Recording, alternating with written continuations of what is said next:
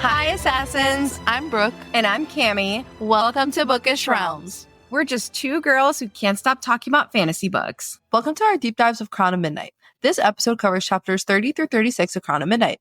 Like in past episodes, the chapter summaries and character discussion are spoiler-free, but the rest of the pod does include spoilers for all of Throne of Glass.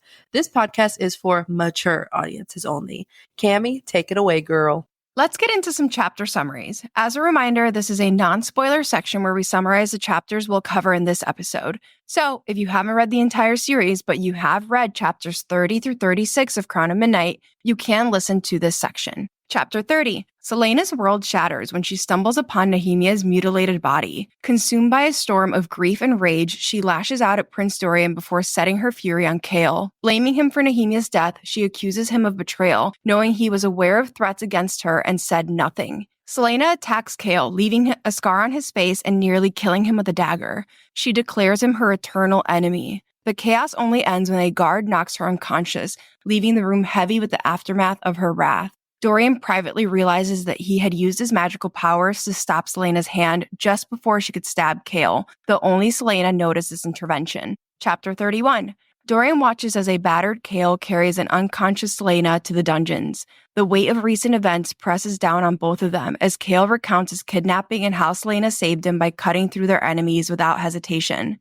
He also reveals that the king had warned him of threats to Nehemia's life. The guilt of his inaction and the collapse of his bond with Celaena haunt him. Meanwhile, Dorian wrestles with shock over Celaena's superhuman strength and agility during the confrontation, leaving them both deeply unsettled. Chapter 32.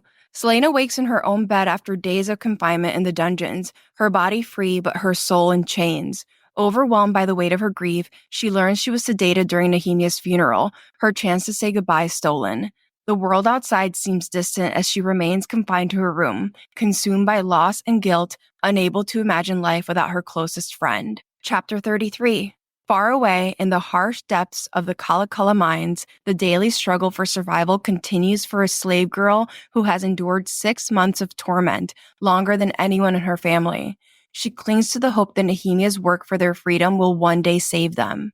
But when the devastating news of Nehemia's assassination reaches her, hope turns to defiance. In a moment of courage and desperation, she strikes back, killing her overseer in a spark of rebellion that promises consequences to come. Chapter 34. Chaol's anguish deepens as reports confirm Celaena has withdrawn completely, barely eating and sitting listlessly by the fire. Her room is guarded, but no one is to stop her if she decides to leave. Meanwhile, the ripple effects of Nehemia's death reach the court as the king summons southern lords to Rifthold, including Chaol's father. Chaol knows there's a storm on the horizon. Dorian reflects on how he unconsciously used his magic during Celaena's attack on Chaol, creating a phantom arm that physically stopped her from delivering a fatal blow. Keeping his newly discovered magic is becoming more difficult. Chapter 35. In the dead of night, Celaena descends into the tomb beneath the castle, arming herself with deadly weapons. She ignores Mort's warnings as she takes weapons and the sacred sword, Damaris, its ancient weight like a promise of vengeance in her hands. Steeling herself, she ventures into the city, a hunter on the prowl, determined to track down the one responsible for Nehemia's murder. Chapter 36. The council is thrown into chaos when Celaena storms in, a force of retribution incarnate. She presents Graves' severed head as proof of her hunt and names Minister Mullison as the one who hired the assassin. The king, far from displeased, rewards her actions with chilling approval. The chapter closes with Chaol sitting across from his estranged father over a tense breakfast. His father's attempts to lure him back to Aniel clash with the growing turmoil within Chaol, leaving their meeting fraught with unspoken tension and unresolved conflict. All right, Assassins, buckle up. We're moving on to character discussion. Here, we will cover what we've learned about each main character and some side characters and track their character development. This section is also spoiler-free.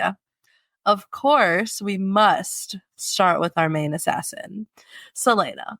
These chapters delve into her grief, guilt, and anger while showing us just how much she has grown and how far she still has to go. The loss of Nehemia is a central force driving Celaena's actions in these chapters. Her grief is raw and overwhelming, and it plunges her into a state of despair. She doesn't just mourn her friend, she also blames herself, thinking, when it had mattered most, Celaena hadn't been there. Nehemia was gone. This moment encapsulates Selena's deep guilt, a reoccurring theme in her life. Time and time again, she sees herself as the common denominator in the loss and destruction around her, feeding her self-loathing and isolation. Selena's grief manifests in rage, particularly towards Kale. She holds him responsible for Nehemia's death, not because he caused it directly, but because he knew that there was a threat and he didn't warn her. Her anger is visceral. She could feel the stickiness of the blood on her hands and beneath her nails. Kale's blood. She hoped the 4 scratches scarred. This isn't just anger, it's betrayal. Kale's loyalty to the king, no matter how well-intentioned, feels like a personal attack to Selena, especially when it comes at the expense of someone she loved. But beneath her rage lies an even deeper wound, the echo of Nehemia's final words to her. Over and over, Selena hears the accusation, "You are nothing more than a coward." It becomes a mantra that haunts her, paralyzing her with shame and doubt. For days, she doesn't leave her bed, barely eats, and isolates herself completely. Her spiral into depression is one of the most humanizing moments we've seen from her. She's no longer the invincible assassin, but a young woman grappling with unimaginable loss and self-hatred. Despite this darkness, Selena begins to reclaim her agency through calculated vengeance. Her return to the assassin's mindset is chilling and precise, exemplified when she confronts Minister Mollison. Here's a lesson for you, Minister, from one professional to another. Cover your tracks. This isn't just about avenging Nehemia, it's about sending a message. Selena's reputation as a lethal force resurfaces, and she wields it like a weapon, daring anyone to cross her. What's fascinating here is the duality in Selena's growth. On one hand, she's becoming more ruthless and unyielding, embracing the assassin's persona she tries to suppress. On the other hand, we see glimpses of a deeper, more reflective side of her. She acknowledges the weight of her actions, saying, "I gave their names to the king. It should keep him from looking in your direction for a little longer." This moment shows that she's not acting purely on impulse. She's thinking ahead, considering the consequences, and taking responsibility for the fallout. By the end of these chapters, Selena is a woman transformed. She's still haunted by her past, still grieving for Nehemia, but she's also beginning to channel that pain into something purposeful. Her actions are sharper, her resolve harder, and her heart heavier. The girl Kale and Dorian once knew seems gone, replaced by someone colder and more determined. But this isn't the end of her journey. It's the beginning of a transformation that will shape her into the hero she's destined to become. Next up, we have our Crown Prince. These chapters peel back the layers of Dorian's character, showing us his inner struggles, emerging strength, and first hints of a destiny he's only beginning to understand. One of the most compelling aspects of Dorian's arc in these chapters is his growing defiance against his father. The moment he suggests publicly apologizing to Nehemia's parents is a significant turning point. His father's explosive reaction highlights the king's authoritarian grip, but Dorian's response, writing to Nehemia's parents despite his father's disapproval, shows his emerging courage. He's no longer the passive prince who avoids confrontation. He's starting to act on his beliefs, even if it means going against the most powerful man in the kingdom. Dorian's reflection on his actions reveal his evolving sense of identity. His wonders, what sort of man could he call himself if he blindly obeyed? This line encapsulates his internal struggles to reconcile his upbringing with his growing moral compass. It's a pivotal moment where Dorian begins to step out of his father's shadow and take ownership of his own choices. With his personal growth, Dorian is also grappling with the discovery of his magic. The scene where he stops Selena from plunging the blade down, feeling her blood-crusted wrists as though he physically touched her, highlights the mysterious and overwhelming nature of his power. Dorian's reaction is a mix of awe and fear. The magic is something he didn't ask for and doesn't fully understand, yet it's undeniably a part of him. His thought, he had to learn to control this power, whatever it was, marks the beginning of his journey to harness this ability, not just for his sake, but to ensure it doesn't harm those around him. This struggle with his magic is layered with the grief and confusion over Nehemia's death. He wonders, had her assassin in killing Nehemia also killed any hope he had of finding any answers? Nehemia's death isn't just a personal loss for Dorian. It represents the loss of a guide, someone who might have helped him understand his power and its place in the larger battle against the king. Dorian's growing tension with Kale also adds depth to his character.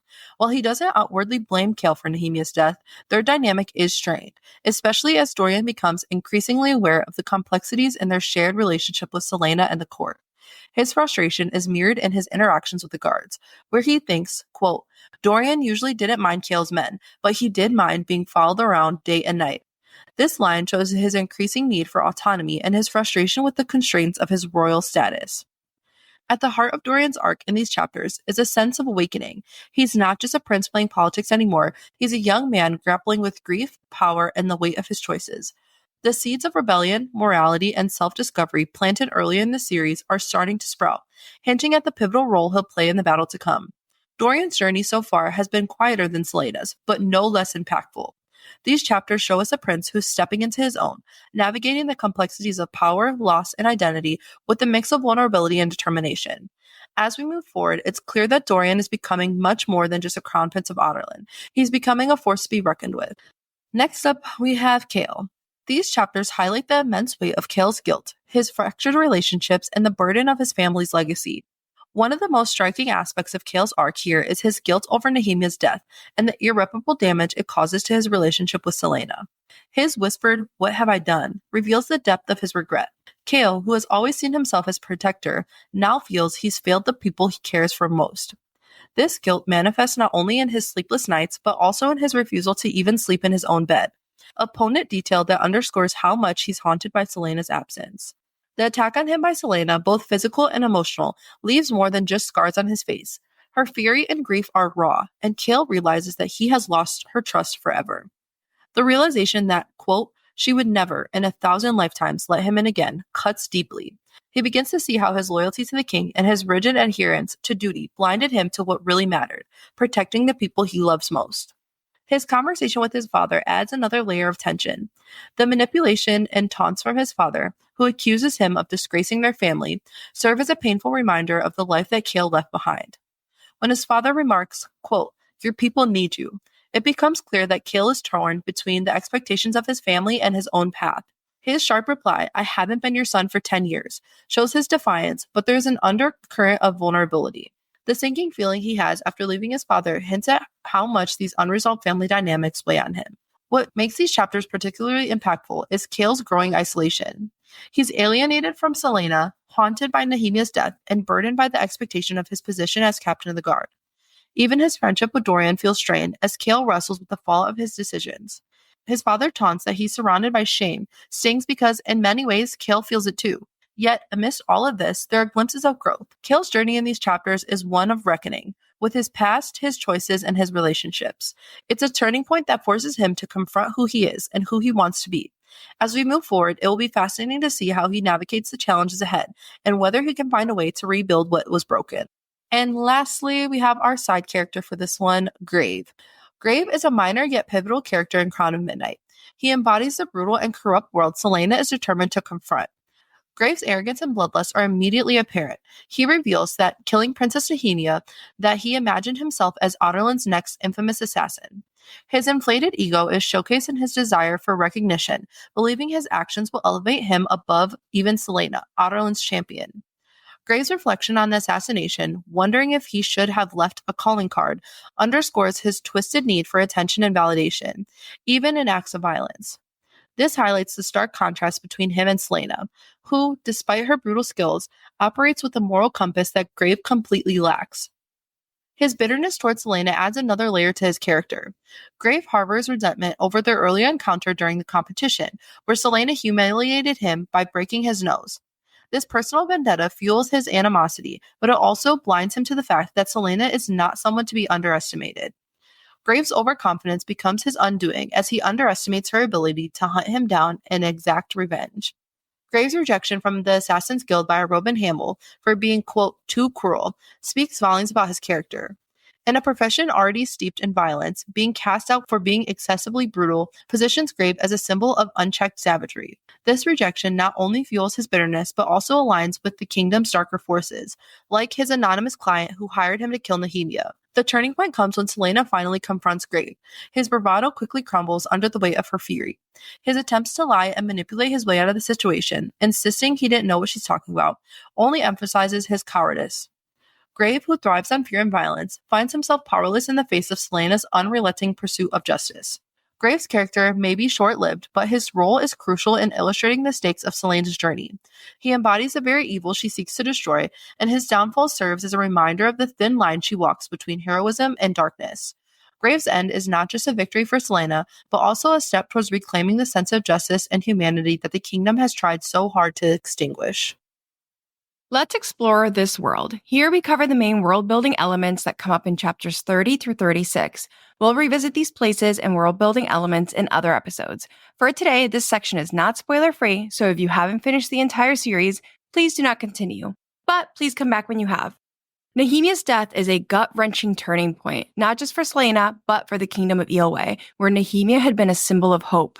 The scene of her death is brutally vivid. Quote, an empty body, artfully mutilated. The bed was almost black with blood. It's not just violence, it's a clear message meant to terrorize and demoralize. And as Selena finds her body, the grief hits hard. Quote, Nehemia was gone, that vibrant, fierce, loving soul. As if she were no more than a wisp of candlelight, she was gone.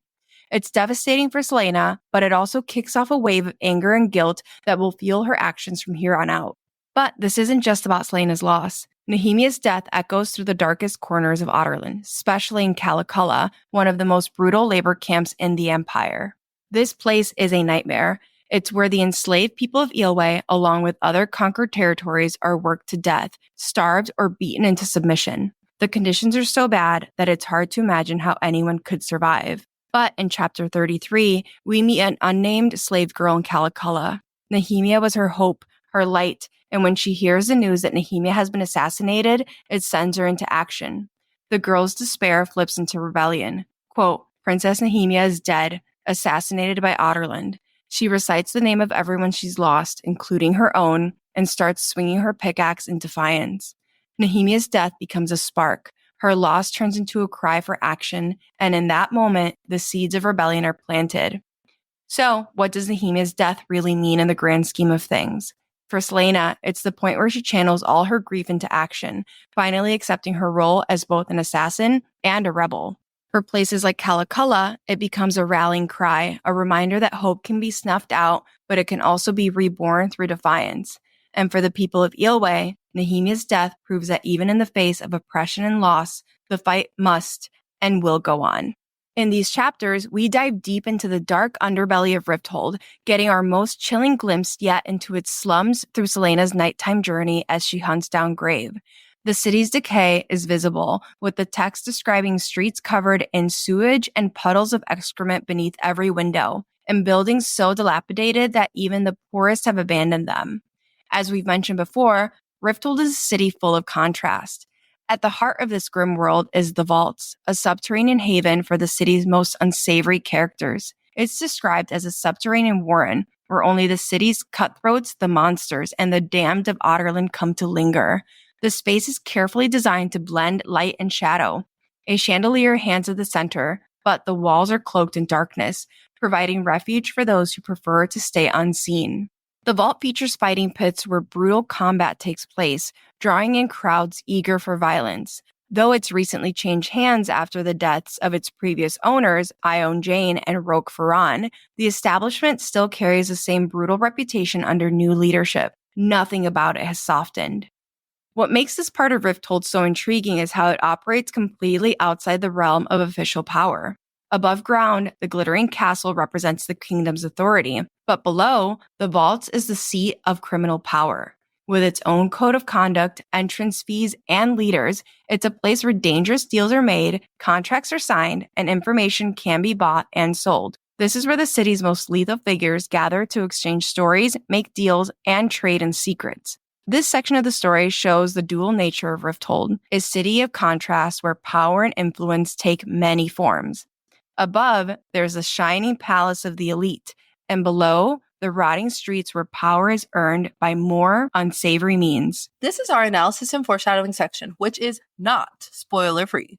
We'll break down parts of the text that tie into or foreshadow future events in the series.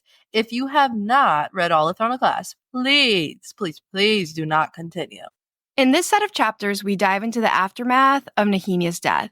The loss of the Princess of Eelway has shaken everyone to their core, and the impact ripples through each of them.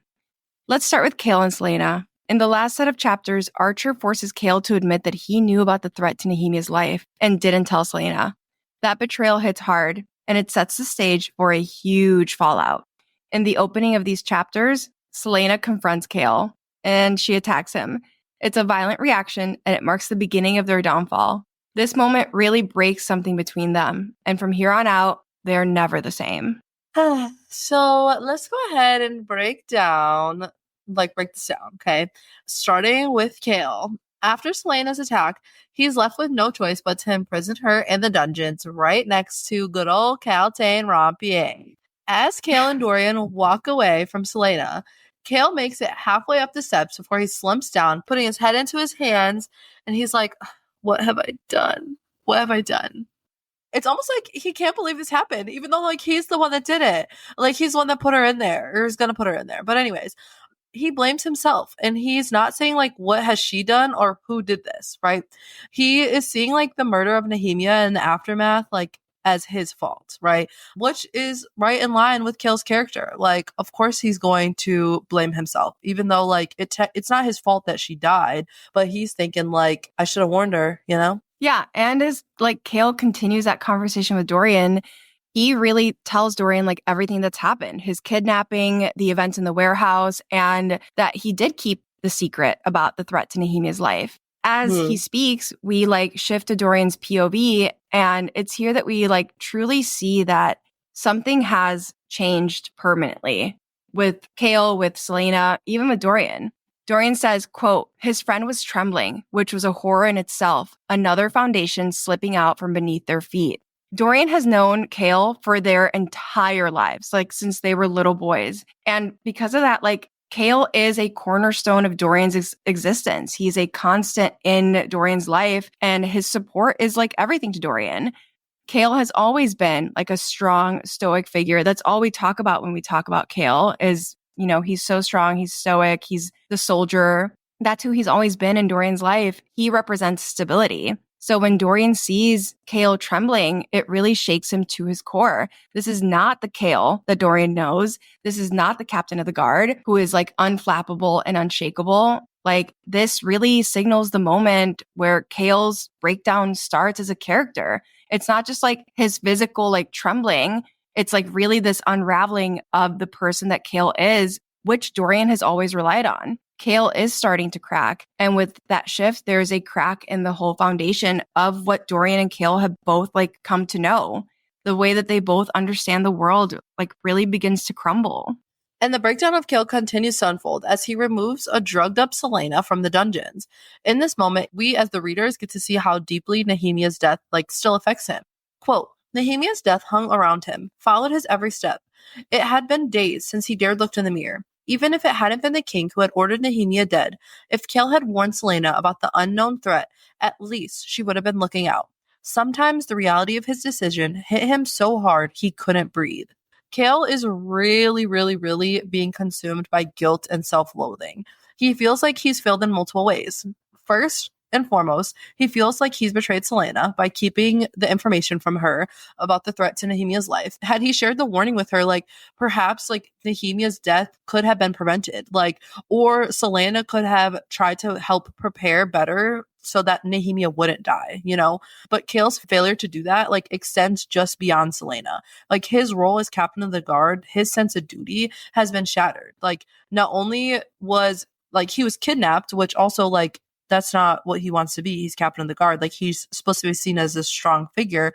But the castle was breached, which, like, it's his responsibility to make sure that the castle is safe. And a princess was murdered right underneath his nose. Like, again, all while he is supposed to be like this figurehead of protection, and all of those things fail. Yeah, and it like in this moment, Kale even says like he can't even bring himself to look in the mirror. The man that he was, like a leader, a protector, really feels like it's gone. This is really like a man at war with himself. He really can't even recall like the person that he used to be compared to how he feels now. Like he is broken, not just like heartbroken, but also broken in his role and his own identity. Like the weight of this decision that he made to not tell Selena about Nehemia's death has torn him apart, has torn her apart. And it really like shows us he's fallen very far from who he saw himself as. Like he is no longer the strong, unshakable figure that he was. He is just like so consumed by regret and guilt and like the consequences of his actions. And not only does he carry this like emotional like turmoil that's happening with him, he also carries a physical reminder of his failures. So when Selena attacked him, her scratches left 4 like deep cuts on his face. Quote, Russ's eyes grew warier as they took in the healing cuts that ran down Kale's cheek. 2 had already scabbed and would fade, but there was a long, surprisingly deep one that was still tender. Kale wondered whether it would scar. He deserved it if it did. Kale sees these cuts as a fitting symbol of his guilt and self-blame. He feels he deserves a constant reminder of everything that's gone wrong. And sometimes, like, we need it to hurt, is like what he's feeling, you know? In a way, like the scars are a necessary reminder for him that like Selena too carries the marks of her past, particularly from the brutal time that she spent in Endovier. And it also is like a significant moment that like Kale's most visible scars come from Selena, as it connects them in a way that is both like physical and symbolic. Selena has marked him, but just as much as like she's been marked by her own past. I think this also brings us back to that earlier moment that like everyone loves to point out, which is when Kale first saw the scars on Selena's back and asked, "What did you do to deserve it?" On the surface, like this is a really insensitive and callous question that Kale asks her. But I think like under this context, we really begin to understand why he asked that question. Kale prides himself on like his strength and his like sense of control. And he's like learning now through his own pain what it means to carry actual physical scars that represent like your actions. Like you said, he is now marked not just by what he did and the secret that he kept, but by everything else, like all of the things that he eventually like failed to prevent, the people that he failed to protect. And Kale is truly like going through a whole breakdown here. Like he's been kidnapped. The woman he loved just tried to kill him. The castle was breached on his watch. And now his estranged father, who he hasn't seen in 10 years, shows up. And what does he do? He directly calls out all the ways in which Kale is fucked up. Quote, you failed to protect the princess, and that has created the possibility of war. The assassin who was warming your bed now wants nothing more than to spill your innards on the ground. What's left for you here except more shame? And Kale's father literally embodies everything like Kale left behind. Like he abandoned his family, his title, and his homeland to serve the king and Dorian. And yet his father's like words just reinforce in his eyes, Kale's efforts have accounted to nothing. Like he did all this for absolutely zero, like nothing at all. And Kale has already been seen like as a failure in his father's eyes, like just by him leaving behind his title to begin with. But his father's words like twist that knife even further when he's telling him like there's nothing left for him here. He strips like everything that Kale has worked so hard to build, which is really unfortunate. And it's as though like his father is basically saying that like Kale sacrificed his service. The choices that he's made are meaningless in the face of this like brutal criticism, which is, it's sad for Kale. And his father's words aren't just an attack on his failures. They also imply that Kale's life has been a waste, that there is no redemption. There's no future for him, that like what more is there for you? And even though his father is toxic, he calls out something crucial here. The Kale we've come to know does not exist anymore. Kale will be forced to rebuild his sense of identity, loyalty, and duty. And like Kale is not the only character broken by the events that have unfolded. Selena too is like completely shattered by the loss of Nehemia and Kale's betrayal. We can revisit that moment from our previous episode when Nehemia and Queen Elena meet. During their conversation, Elena literally says, one of them has to break. And she's referring to either Dorian or Selena. Nehemia responds that Dorian isn't ready, but she fears that if Selena breaks, there will be no turning back. I think this statement, like this whole concept of like one of them has to break, reminds us that Selena's breaking was intentional. Nehemia's death, yeah, it's a tragedy, but it was also like a very calculated move. Nehemia, like we've said, always understood that her sacrifice would push Selena toward rebellion and hopefully eventually force her to embrace her true identity as Aelin Galathynius. She would ultimately fulfill the prophecy and in doing so, like defeat Erewhon and restore like some sense of justice to Aurelia. So like Nehemia's death, she was like complicit in her own murder, but it really was meant to quote unquote like break Selena and start this like transformation into the queen that we come to like love and know. And honestly, like it does break Selena, starting with her violent attack on Kale. As he tries to restrain her, Kale thinks, quote, the Selena he knew was gone. The girl he imagined as his wife, the girl he'd shared a bed with for the past week, was utterly gone. He made himself look into her eyes, look at the face so twisted with rage that he couldn't find her. This moment is like where Selena becomes someone entirely unrecognizable for Kale. Her rage is so consuming that Kale can no longer see like the woman that he knew, the woman that he loved. What is shown that's left of her is someone utterly changed, someone driven by something deeper, darker, and far more dangerous. And just like Kale's breaking, Selena's transformation is irreversible. The rage that she feels isn't just a temporary outburst, it's a symbol of something deep inside of her changing, which like we all know how that goes, you know? And like when Kale puts Selena in the dungeons, she actually reflects on like how much this loss and betrayal has impacted her and ultimately like changed her. She says, quote, she had nothing left to give. After she'd lost Sam and been sent to Endovier, she'd pieced herself back together in the bleakness of the mines. And when she'd come here, she'd been foolish enough to think that Kale had put the final piece into place, foolish enough to think, just for a moment, that she could get away with being happy. Again, like Selena has been broken before so many times after the loss of Sam, her time in Endovier. She like had to take the time to build herself back up only to like be broken again. The mines is where she like forged herself into a new person. But now, like, as she reflects on this current situation, this moment really feels so different. She feels like she has nothing left. She's at rock bottom. She doesn't feel a sense of hope or purpose. Like this loss of Nehemia and like Kale's betrayal is, yeah, like devastating, but it's not just about like losing people that she loved, that she like saw a future with.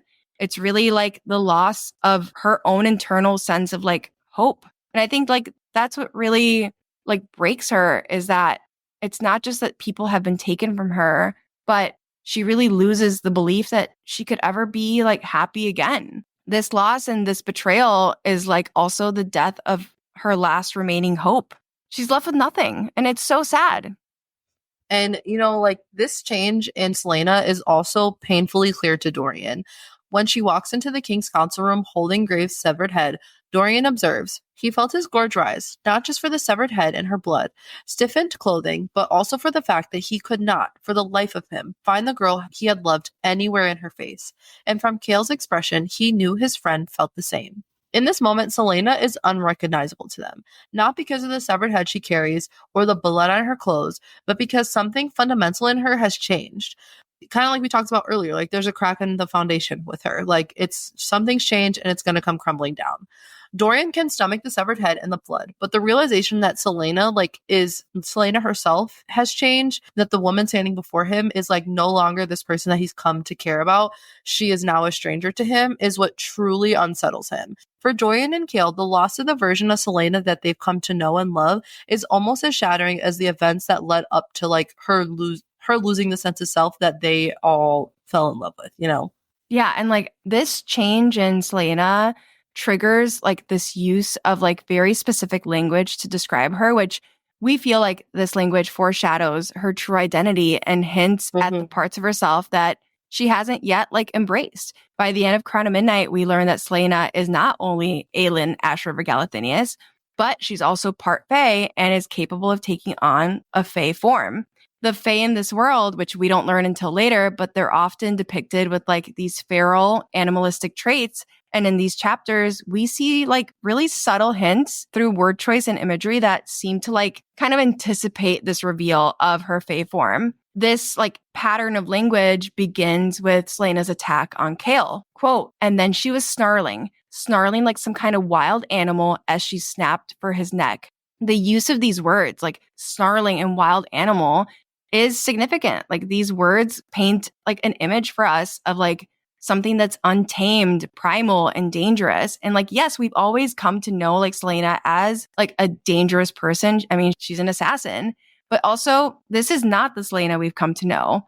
Like she is technically a skilled and composed assassin, but this is like something more feral, like almost like inhuman. Like they literally call her an animal. And it's different from like, again, her like calculated demeanor. And I think it also hints at like that Fae form. Like that's a wild part of herself that I don't think she really understands yet and like definitely can't control. And later, Dorian also reflects on that moment. Quote, and when she hissed at him, he'd seen something so savage in her eyes that he shuddered. Again, the language, hissed and savage, reinforces this animalistic and predatory imagery. Hiss is especially interesting as it's not a sound one would associate like with a human. Like I've never hissed at anybody. Like when I hear hiss, I think of like a snake, like again, and a snake is a wild creature. It's not a fucking human. And savage conveys a loss of control, like a rawness that aligns with the Fae characteristics as described later on in the series. And Kale too notes like her abilities feel extraordinary like during this time. As he's telling Dorian like what went down in the warehouse, he says, quote, I've never seen anyone move like she did. I've never seen anyone run that fast. Dorian, it was like, and then he trails off. I found a horse within seconds of her taking off and she still outran me. Who can do that? Kale's like inability to like finish his thought, the way that he trails off and it says, it was like, it like leaves us to fill in the blanks, which I just want to fill in the blank with. It was like magic. It feels like he's saying like something was different there. Something was beyond human. And he's like so like surprised by how fast and like quickly she just like ran to the castle. And it really feels like he's trying to like make sense of it, but also understands that like it had to be something more because honestly, like who the fuck can outrun a horse? Like, Yeah. but like later on, like when we meet the Fae in Air of Fire and like further on, like this kind of speed is attributed as like a Fae characteristic. Like in her Fae form in Air of Fire, Selena can run like much faster. But it's interesting too, because like at this point in the story, the towers that we know like block magic are still active. So like we can't say that Selena like physically transformed into her Fae form, but we can kind of assume that these are supposed to be like hints that her Fae blood is in there somewhere, maybe? Yeah, no, I definitely agree. And like Dorian continues like to reflect on her predatory nature of like her actions throughout all of this. Quote, the way Selena had looked at him without really seeing him, the way she wiped away his tears with a finger, then grazed her nails across his neck, as though she could sense the pulsing life's blood beneath. And when she launched herself at Kale, this description paints Selena as a predator zeroing in on her prey. The focus of her touching, like as grazing Dorian's neck, where the pulse of life's blood is most vulnerable, emphasizes this predatory instinct. Words like sense the pulsing life's blood suggest an almost heightening awareness or primal hunger, furthering aligning with the characteristics of the Fae. I feel like altogether, all these like little moments really do create like a pattern. Like her snarling, her hissing, calling her savage, calling her predatory. Like, yes, when like Kale and Dorian first meet Selena, they do call her dangerous. They do comment on that she's like scary as hell, but they don't use this kind of language. They don't call her savage. They don't call her a wild creature. They don't call her predatory. But here, that's when this starts. And I do think it's like building to this eventual reveal of Selena's Fae heritage. Part of Selena's transformation is deeply tied to her grief over Nehemia. SJM's depiction of grief here is raw and visceral, as Selena grapples with the eternity of her loss while being forced to confront her own cycle of pain. Grief for Selena is not new. When she wakes up in the dungeons after attacking Kale, she reflects, quote, Selena knew where she was before she awoke, and she didn't care. She was living the same story again and again. It was always the same story, the same loss. The repetition and same story and same loss emphasized the relentless nature of her grief. Selena had endured wave after wave of tragedy. Her family, her homeland, her court, Sam, and now Nehemia. For Selena, grief feels like it's literally all adding up. Each loss feels like an echo of the others, adding to the pain and leaving her in an unending loop of mourning. Yeah, and in the dungeons, Selena attempts to like numb herself from this overwhelming pain, which is really like one of the first times we see her doing this. Quote, Selena drank the drugged water every time they offered it and let it sweep her away. Like that phrase there, like let it sweep her away, it just shows us like all she wants to do is escape. She does not want to deal with this grief. She does want to be emotionally detached, and that drugged water like allows her to do that. She needs a break from the reality where Nehemia's death and Kale's betrayed her and she's alone. And again, like someone she loves has been taken from her. And at this moment, like Selena is again just at a low place. And she does choose to like drink this drugged water rather than deal with her grief. And, when Selena like finally does return to her room, she begins to like confront her feelings and reflect on what Nehemia's loss like truly means to her. Quote, there would be no more breakfast conversations with Nehemia, nor would there be any more lessons on the word marks. There would be no more friends like her. The focus on like the everyday routines and the small intimate moments between her and Nehemia adds so much tenderness to her grief. These seemingly mundane details, like them having breakfast or them doing their lessons, are what made Nehemia's absence like so like heartbreaking for Selena. The line, there will be no more friends like her, suggests that Selena is not only mourning Nehemia, but also like closing herself off from any future friendships or relationships, period. She's afraid of forming those connections, like only to lose them again. Because again, time and time again, like she talks about before, that it's the same story again and again. Selena then reflects on how deeply she felt bonded to Nehemia from the very beginning. Quote, outside of this rotten, festering court and kingdom, the rest of the world had loved Nehemia. It was not hard to. Selena had adored Nehemia from the moment she laid eyes on her. They were like twin souls who had at last found each other, a soul friend, and now she was gone. Selena put a hand against her chest. How absurd, how utterly absurd and useless that her heart still beat and Nehemia's didn't.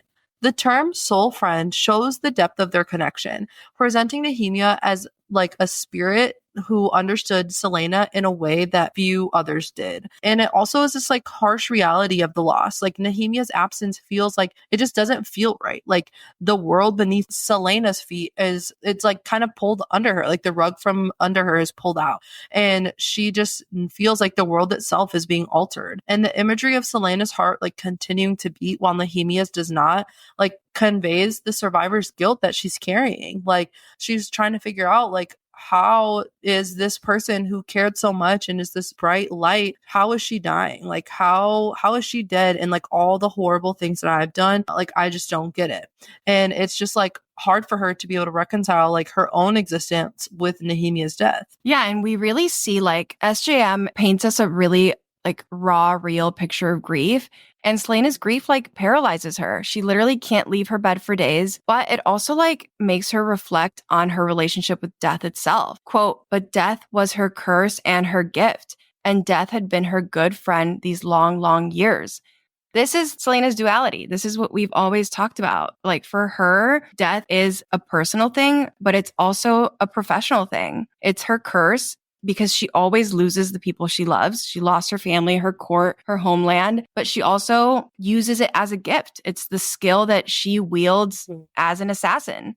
When she calls death her good friend, like, yeah, it's like freaky, but there is a truth there. Selena is like really familiar with death, and I don't think she accepts it necessarily in this moment, but it's something that she knows. Like she turns all of that into like literally spending years in the Assassin's Keep trying to master death. She wants to use it as a weapon. And I think it's like her attempt to like control this force. Like death is this force that has taken so much from her. And by turning herself into an assassin, like she can have a little bit more control over it. Mm-hmm. And I think like the struggle for like control between these things is really central to the Selena we come to know and love. She wants to turn death into something she does rather than something that happens to her time and time again. And Selena's grief, like over Nehemia, transforms into a driving force for revenge. Like once she finally discovers that like Grave is Nehemia's killer, she hunts him down, determined to like make him pay for what he did and who he took from her. And for Selena, like death becomes a means of coping. Like for her anger and pain, she channels that into action. Graves' role in this set of chapters like really brings a strong sense of like continuing the story.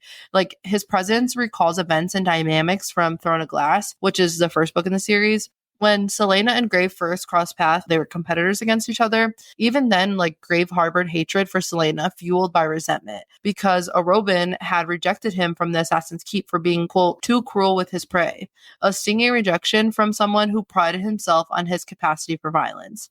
And this rejection not only like creates a personal grudge against Selena, but it also shows us a darker, more twisted side to Graves' character when not even the assassins want you, like clearly like something is a little wrong.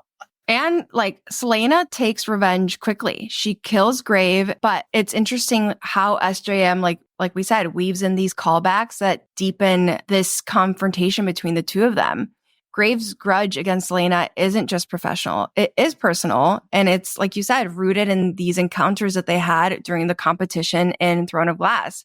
As he runs and he like plans to take his like final stand against her, what he thinks about is how Selena humiliated him. He thinks, quote, he'd make his final stand in a quiet street. There, he would take out the blade strapped to his skin and make her pay for the way she humiliated him in the competition, the way she had sneered at him, the way she'd broken his nose and tossed her handkerchief onto his chest. Haughty, stupid bitch. Graves' choice of words, haughty, stupid bitch, reveal that he is still really fucking mad about what happened in Throne of Glass in the first book during the competition. And it ties back directly to Selena's words during that like confrontation, which is one of the like baddest quotes that she says in that book. She says, quote, my name is Selena Sardathian, but it makes no difference if my name is Selena or Lillian or bitch, because I'd still beat you no matter what you call me. This is why he calls her a stupid bitch in his head. It like reinforces that Selena has so much confidence and is so defiant. And also like these words that she uses against him in Throne of Glass, like really like wound his ego. You can tell, like even as he fights for his life, he's like consumed by this memory where she's like, no matter what you call me, like I'm going to beat you. But again, like that's part of the reason why this is a deeper cut than just someone killing Selena. Grave knew that Nehemia meant a lot to Selena. And it's really like you can see here, it's not just a professional thing for him. Like he also wanted to hurt her. Yeah. And, you know, like when he was at the castle, like he could see that Nehemia and Selena were close during his time there. And he knew that like what losing Nehemia would mean for Selena. And like, obviously, we all know that Grave is fucking sadistic. So this was just like the cherry on top. He's like, well, yeah, I'll take the money, but I'm also gonna fucking hurt her because she hurt my ego. So sad. He didn't just kill her for the reward. Like he targeted someone whose death like would honestly devastate Selena emotionally, ensuring his revenge extended beyond like whatever physical implications like it would have. And his character is tied to the theme of like cruelty, which contrasts sharply with Selena's like grief-driven, almost righteousness vengeance. And Selena's choice to kill Grave isn't just about revenge, it's also about like reclaiming her power in the face of an overwhelming loss, because Nehemia dying took a piece from her. So Selena's like, I need to have some sense of self like throughout this process. And where her grief has left her feeling powerless and untethered, taking down Nehemia's killer is like the only way for Selena to feel like she has any sense of control within all of this chaos that's happening. Yeah, and honestly, he deserved to die. I love that he like pissed himself as she like chased him down. But honestly, this isn't the only time in this set of chapters where Selena promises revenge. When she's locked in the dungeons, when Kale throws her in the dungeons, she has another interaction with Kaltain that again plants the seeds for a promise that Selena / later Aelin fulfills by the end of the series. Kaltain, like, we know that she's a character who's suffered so much at the hands of those in power. And Kaltain has her own desire for vengeance. She knows that she was manipulated by Parrington, and now she's been rotting in the castle dungeons for months, and she's been stripped of her autonomy and dignity. But even in her lowest moment, even trapped in these dungeons, Kaltain wants justice. She says, quote, if they let you out, make sure that they're punished someday. Every last one of them. And Selena's reply is, they will be. This interaction between these two women highlights Selena's own desire for justice, but it also shows us that like they have found a place where they can like work together. Like in Throne of Glass, these two women were pitted against each other, but now they really are like united in their hatred of the king and like everything he represents. And just like in the ways they've both been wronged. Kaltain's like plea for vengeance, like her request for Selena to like take revenge, really does resonate throughout the entire series. And it like comes full circle in Empire of Storms. By that time, Kaltain is like unrecognizable. She has a word key in her arm, but she uses that and she becomes a force herself for revenge. She uses the shadow fire to destroy Morath, which turns the tide in the war. And it's interesting that her final act is also what she promises. That this promise like comes true on both ends. Like her final act is one of like defiance and retribution. And it is like a really full circle moment when we think of the Kaltain that was like underestimated and mistreated and thrown in the dungeons. This promise feels really full circle. And, Selena like fulfills this promise to Kaltain like on an even larger scale as Aelin, because Aelin does dismantle the structures of power that have oppressed all of Aurelia. While her anger like initially in these dungeons is directed towards Kale and like the betrayal that he has for her, like her true enemies are much greater because she has Erewhon, she has Maeve, and all the Valg forces that have shaped like the current state of Aurelia. And Kaltain's request like ties into a larger reoccurring theme within Throne of Glass, that woman exacting revenge for the injustices they have endured, which we see time and time again throughout this series. And Kaltain kind of becomes a symbol of manipulation that transforms into a vengeful figure who reclaims her power in the most dramatic way possible, which as she should when she burned that bitch down in Morath, because yeah, as she should have. Yeah. I love to see the girlies taking revenge. We love it. Woman power. But now, honestly, I wish you could introduce this because he's your favorite. But let's talk about Prince Dorian, our magical shadow hands baby love crown prince.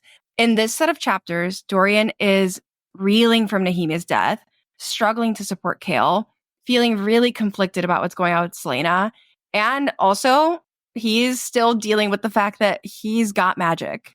And this set of chapters really marks a change in how Dorian approaches his powers. Up until now, like his magic has been mostly this like reactive thing that kicks up and is out of control. It's really just like controlled by his emotions and he can't really like use it for anything. But when Selena attacked Kale in a blind rage, Dorian uses his magic somewhat intentionally for the first time to stop her. Quote, "The blade plunged down and stopped. There was a sudden chill in the room, and Selena's hands just stopped, as though it had been frozen in midair. Her eyes left his face, but Kale couldn't see who it was she had hissed at. For a heartbeat, it seemed as if she was thrashing against some invisible force. The sudden chill in the room hints that this was Dorian's doing, obviously, like because we clearly have made the connection that anytime there's been cold, it's in reflection with Dorian, as his magic like initially manifested as the ice. While this moment is fueled by desperation, it also represents the first time that like he's able to direct his magic with a purpose, driven by like the need to save his friend. And Selena is hissing at Dorian, but she doesn't seem to like fully process like what this means, likely due to just like everything that's happening and all the chaos of this moment. And it's like surprising later when Dorian reveals his magic to Selena, like even though like in the moment she notices like something's up, right? Kale, like in the meantime, is taking note of this invisible force that's holding Selena back, which is a detail that adds to Dorian's like mixed feelings about his power. Yeah, and later Dorian like continues to reflect on using his powers to save Kale. He says, quote, "There was the horror and relief that he'd somehow used his power to stop Selena's hand before she stabbed Kale, and that no one except Selena had noticed." Again, Dorian's internal conflict about his magic is so clear throughout this entire book. He fears his magic. He sees it as like this dangerous, uncontrollable thing. But here it's kind of like a turning point because for the first time, he even says he feels a small sense of relief. He was able to use his magic for something good, to protect someone he cares about. And honestly, like if he hadn't, Kale would be dead. Mm. And what would that mean? Not just obviously for the loss of like Kale, but Selena killing Kale, that's something that they could not have backtracked from. Not at all. And we get our first explicit hit at the infamous shadow hands. So exciting. Quote, "He'd been too far away from her to grab her as she plunged the blade down, but then it was like a phantom arm had reached out from within him and wrapped around her wrist. He could feel her blood-crusted skin as if he himself were touching her, but he hadn't known what he was doing. He just acted on a gut feeling and desperation and need." This introduces the fascinating connection between Dorian's magic and his physical sensations. Even though he doesn't physically touch Selena, he feels her through his magic. And this helps us deepen the understanding of how his power works. This connection also reinforces the idea that Dorian's magic is an extension of himself, which is tied to his emotions and his instincts. It's also notable that Dorian's magic activates in moments of need or heightened emotions. Earlier, his powers surfaced when he felt powerless or needed to feel control, particularly in the context of standing up to his father. Here, the same principles applies. His desperation to stop Selena drives his magic to act. Slay. That's our shadow hand, baby. I love him so much, and I can't wait to get to the part where he starts touching on Manon with the shadow hands. But that's why this part is so important, because by the time that him and Manon are hooking up, I feel like we forget this, but he says here, he can feel Selena's skin through this phantom hand, which I think makes the whole hooking up with the hands even hotter, because we know that he can feel it all. It's his own hand. Yes. It's so you know how you get hot and overwhelmed with them fucking in the closet? I love the closet. Overwhelmed, and I love shadow hands. I love the shadow hands. The thought of a man not actually touching me, but touching me, love. After this, though, is really when we see that shift in Dorian. He does begin trying to experiment with his abilities, though he's not very successful. He and I love this. This is so classic. I'm trying to use my magic. He tries to make a pen move, but nothing happens. But again, what's significant here isn't whether the magic works or not. It's that he has this shift in attitude. Quote, he had to learn to control this power, whatever it was. If he could control it, then he could keep it from appearing at inopportune times. Like when he was in those damn council meetings and his temper rose and he felt the magic stirring in response. Dorian is still pretty focused on hiding his magic, but it's not so much oh, I have to suppress it. He kind of seems to understand that he can't just find a way to make it go away. To keep his powers in check and not burst out, he really does have to learn to control it. And this is again, really important in the terms of his story and his arc. It's not just so much that he's just I'm rejecting this magic, I can't even think about it. He is starting to think about the possibilities, and also I need to learn to control this. I need to have control over this. And I think this is also really symbolic in terms of Dorian's emotional growth. He mentions several times in this set of chapters and before that he understands that his magic is linked to his emotions. And as he begins experimenting, he's not just learning to control his powers, but also control all these different things that he's handling / juggling. His identity as a prince, his identity as the son of a tyrant, his identity as a friend, and he kind of he becomes a man Dorian, King Dorian. We love him. We love him. Okay, so unfortunately we have to stop talking about shadow hands, even though I would love to talk about him all day. But this set of chapters also provides us some intriguing foreshadowing about the Valg and the King's dark experiments. When Selena's in the dungeons with Kaltain makes a chilling comment. Quote, my headaches are worse. In those wings, they never stop. Selena immediately recalls Nehemia's earlier warning. Quote, my dreams have been filled with shadows and wings. Nehemia had said. Kaltain too. Both Kaltain and Nehemia's visions are tied to the Valg experiments happening in the Farian Gap, where Valg creatures such as the Wyvern are being created, and such as some horrifying other shit that they have going on down there.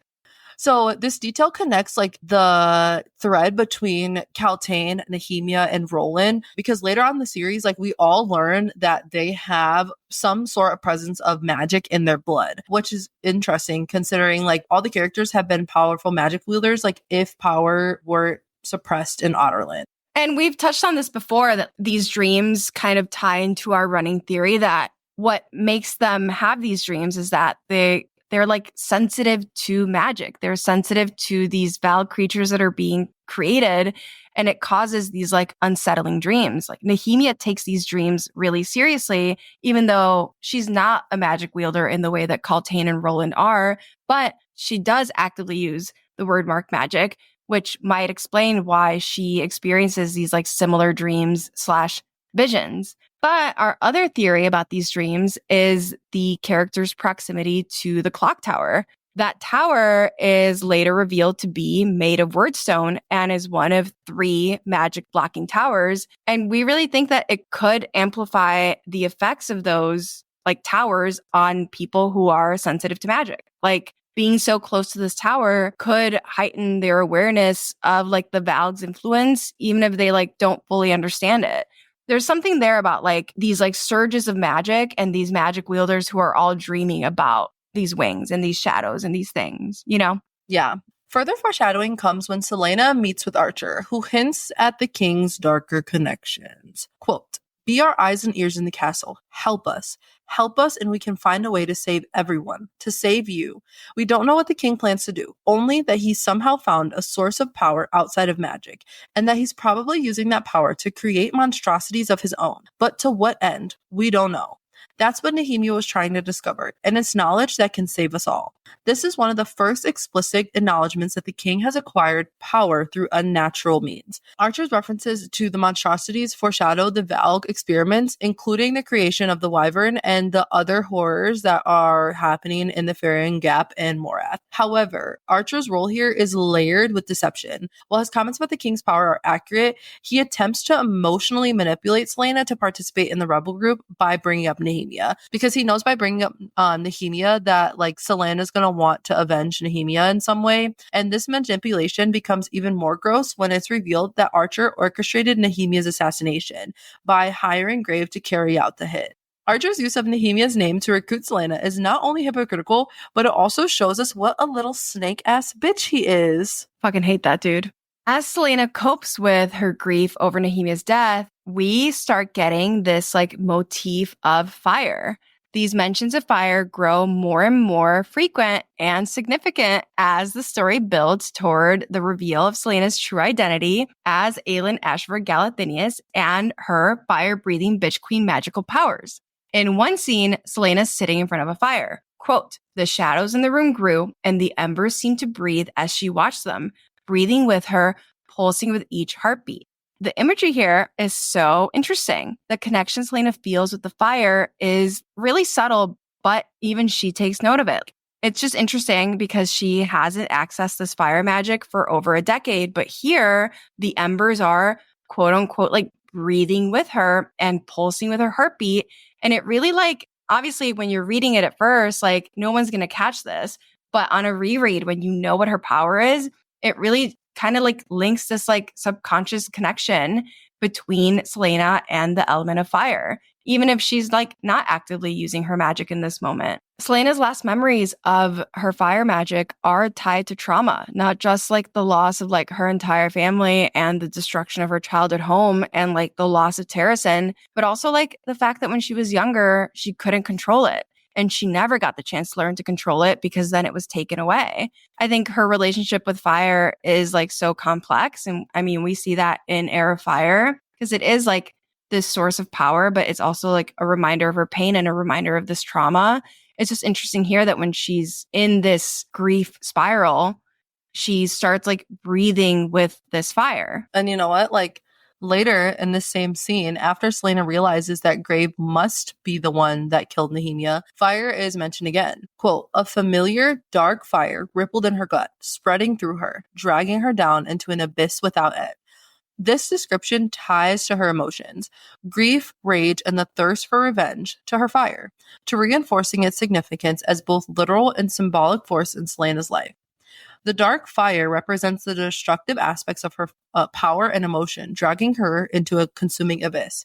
But I think something else that's also interesting to me here is the language of like dragging her down into an abyss without end, because her power in general is just like, she describes it as like a well with no end. So I just think that like that language there is very similar when we get to like Heir of Fire and she starts like talking about like digging down into the well or stuff like that. So, but the language also mirrors like how Dorian's magic is often described with icy and cold imagery. Just as ice and chill foreshadow Dorian's power, fire is used here as a subtle nod to Selena's magical identity as our fire-breathing bitch queen and her abilities as a fire wielder. Which, period, slay. Burn that bitch up. Burn it up. Rattle the Period. stars, bitch. Yes, rattle the stars, queen.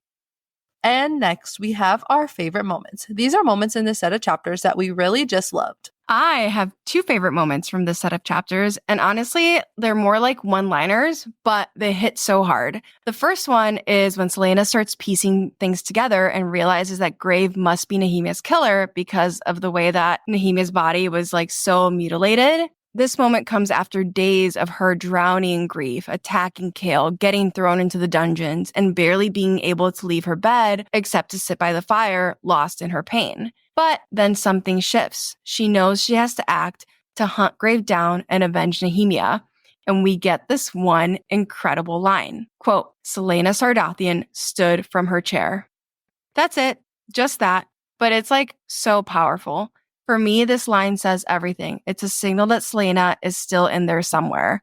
She's fueled by rage, sure, but there's this like unshakable core to her identity that we see time and time again. And I think it's also like the use of her full name combined with how simple and like deliberate this action of like standing up is.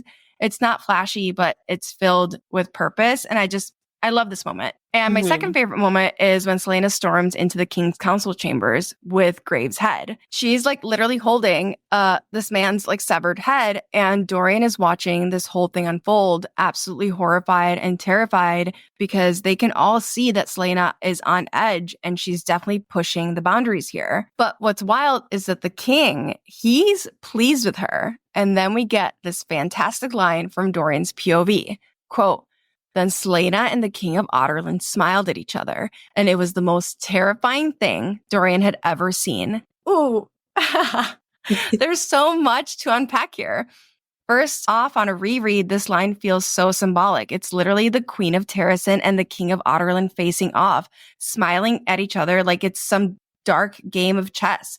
I love that Selena doesn't fear him. She holds her own, and you get the sense that he kind of like respects that about her in his own twisted way. There's this unspoken acknowledgement between them in this moment that's really like, it really stood out to me. And poor Dorian, like, he's right to be terrified. Both the king and Selena are terrifying in their own ways. But this also got me thinking about how different their next major face-off will be. The next time the king, Selena, and Dorian are all in the same space, so much has changed. During that face-off, we learn the truth about the king and his own twisted, tragic story and his eventual downfall and death. He really does shift from being this like villain-like character to someone who we learn is lost, possessed, and ultimately powerless. So I love these two moments. Yeah, that moment of like Dorian being like, that was the craziest shit I've ever seen. I feel him because I can just imagine it in my head, like crazy, wild. Yeah. And they're not like friendly smiles. You know, they're not. They're both like Wicked. predator smiles. Yeah, I love it. Some wicked, fucked up shit. Okay, my favorite moment from chapters 30 to 36 of Crown of Midnight is when Selena walks into the vaults and encounters the barkeep. At first, she thinks she's gone unnoticed, but then he says, you're back, and continues with, you escaped. Selena's inner thoughts reveal her sharp awareness of the situation. Quote, so he did recognize her then. She wondered if the new owners held a grudge against her for killing Jane, how many bodies she'd have to leave in her wake if they decided to start a fight right here, right now. What she planned to do tonight already broke enough rules, crossed too many lines. This moment stands out because it encapsulates Selena's transformation and the relentless drive fueling her actions in the aftermath of Nehemia's death. Her calculated calm, paired with her ever-present readiness to unleash violence if provoked, shows how far like she's willing to go to achieve her goals. It's a powerful testament to like her determination and grief. She's not only here to seek vengeance, she's ready to break every rule and cross every single line in order to honor Nehemia's memories and make the person who killed her responsible. And they're going to pay for what they did. What I love most about this scene is the tension. Like the barkeep's recognition immediately raises the stakes, reminding us of Selena's past actions and the ripple effect like they continue to have. The fact that like she even contemplates how many bodies she might have to leave behind shows how much darker her journey has become. Yet, this darkness doesn't consume her completely. It's a calculated, purposeful descent into chaos, driven by loyalty and love for her fallen friend. This moment is raw, it's gritty, and deeply character-driven. It highlights Selena's growth as someone who isn't afraid to confront her past or wield her power, even when it means she's making a morally complex choice. It's a turning point that underscores her resilience and her willingness to shoulder the consequences of her actions, no matter how heavy they may be. And last but not least, we have our final thoughts. I'll kick it off. I really loved this set of chapters. I really love the way that revenge, especially a woman's revenge, is explored here. And I just think it's so powerful. We see Selena take down Grave for what he did to Nehemia, and there's never any shame. There's never any doubt that it's the right thing to do. This revenge is justified, not just like in our eyes as readers, but for the characters in this story as well. And I love that SJM balances Selena's grief with action. Like, yes, her grief is raw and devastating, but it really only like paralyzes her for a bit. Selena takes action, and SJM doesn't shy away from the assassin side of this like amazing character that she's created. That's part of why we grow to love her so much. It's such a good balance of like emotion and honestly like badassery. And Selena isn't the only woman who takes revenge in these chapters. We also see the slave girl in Calaculla, who is like such a clear parallel to Selena during her time in Endovier. And when news of Nehemia's death reaches the mine, this girl in Calaculla also takes revenge and kills her overseer. And I think like revenge is such a complex concept, and it's so often like demonized when people say things like, oh, just take the high road or like just let it go, especially when it comes to women. But I love how it's portrayed here. These women aren't like written as like scorned or overly emotional. They're righteous, they're strong, and they're like a symbol for this like sense of justice that's been long overdue.